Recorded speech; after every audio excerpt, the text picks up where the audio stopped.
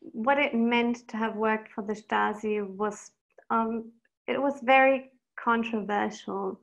You have to imagine that, you know, as the wall came down, an entire state ideology literally changed overnight.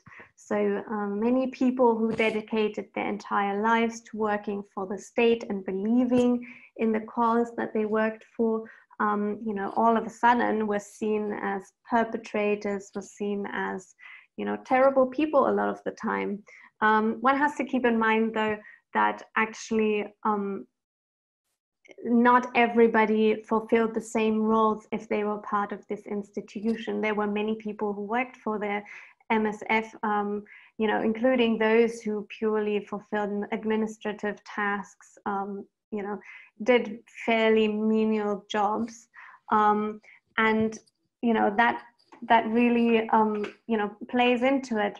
So what happened after the reunification was that many employers asked whether somebody had worked for the Stasi, especially whether somebody had worked as an unofficial informant.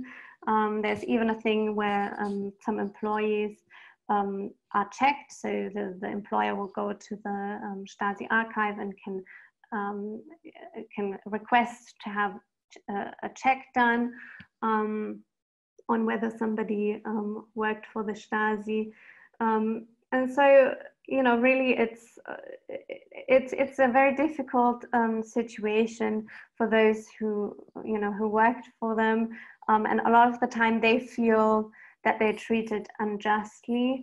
But of course, seeing it from the other perspective, so seeing it from the perspective of victims, so people who were, for example, prisoners as political dissidents, people who were, you know, had to suffer under some of the terrible techniques that the Stasi employed.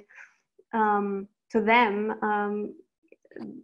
there's a big problem about no real justice has been done, and yeah, that's really, so it's kind of a two-way road. The way that in contemporary Germany deals with these people.